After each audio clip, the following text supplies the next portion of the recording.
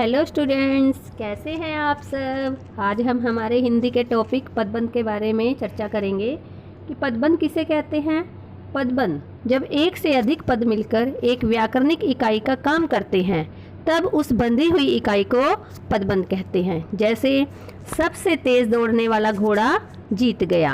पदबंध के कितने भेद हैं? पदबंध के 5 भेद हैं। संज्ञा पदबंध, सर्वनाम पदबंध, विशेषण पदबंध और क्रिया पदबंध। और 5वां कौन सा है हमारा? क्रिया विशेषण पदबंध। सबसे पहले संज्ञा पदबंध किसे कहते हैं? जब एक से अधिक पद मिलकर संज्ञा का काम करें उसे संज्ञा पदबंध कहते हैं। संज्ञा पदबंध जब एक से अधिक पद मिलकर संज्ञा का काम करते हैं उसे संज्ञा पदबंध कहते हैं। जैसे बराबर के कमरे में रहने वाला आदमी छत से गिर पड़ा। इसमें हम वाक्य के शीर्ष में देखेंगे कि क्या है। वाक्य के शीर्ष में हमारा है बराबर के कमरे में रहने वाला आदमी। आदमी क्या है? संज्ञा, इसलिए यह कौन सा पदबंध हुआ? संज्ञा पदबंध। राम ने लंका के राजा रावण को मार गिराया। हमारे शीर्ष में क्या है? रावण।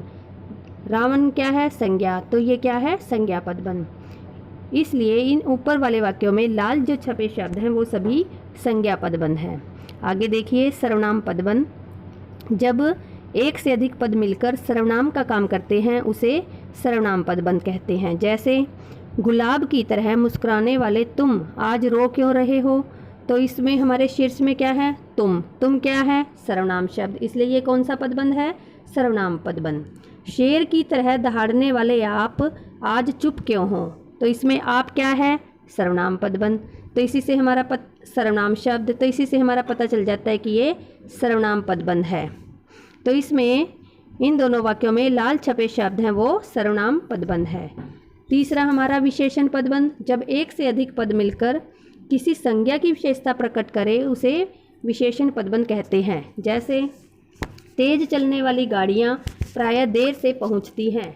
इसमें जो हमारे गाड़ियाँ हैं तो वो क्या चल रही हैं? तेज चल रही हैं। तेज चलने की विशेषता बता रही है, तो ये विशेषण पदबंध। जिसमें वाला, वाली, वाले ये शब्द आते हैं शीर्ष पर, तो वो सारे विशेषण पदबंध होते हैं। उस घर के कोने में बैठा हुआ वह जासूस है।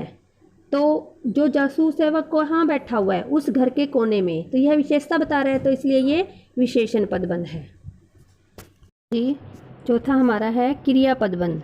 जब एक से अधिक पद मिलकर एक इकाई के रूप में क्रिया का कार्य संपन्न करते हैं उस पदबंध को क्रिया पदबंध कहते हैं। जैसे वह बाजार की ओर आया होगा।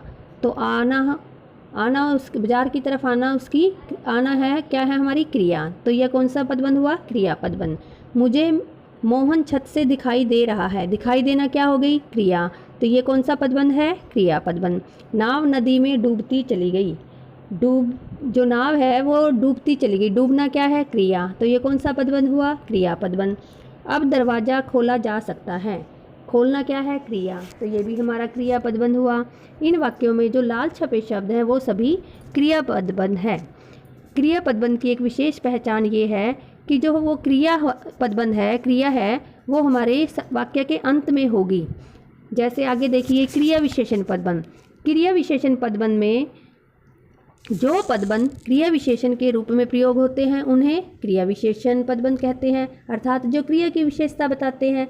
जैसे मैंने रमा की आधी रात तक प्रतीक्षा की। इसमें जो लाल रंग में छपे हुए अक्षर हैं आधी रात तक, क्रिया विशेषण पदबंध हमेशा वाक्य के बीच में ही आता है। ये ध्यान देने वाली बात है। जो क्रिया पदबंध है वो वाक्य के अंत में होता है और जो क्रिया विशेषण पदबंध है वो वाक्य के बीच में होता है। तो इसमें पजल होने वाली कोई ज़रूरत नहीं है।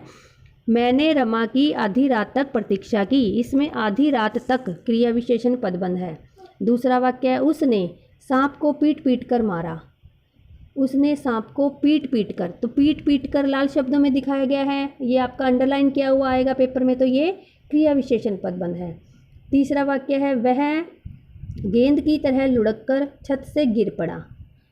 इस क्रिया विशेषण पदबंध में कई बार अधिकतर दो क्रियाएं होती हैं। जैसे वह गेंद की तरह लुढ़क कर, लुढ़कना भी क्रिया है, गिर पड़ा, छत से गिर पड़ा, यह भी क्रिया है। तो ये क्रिया विशेषण पदबंध है।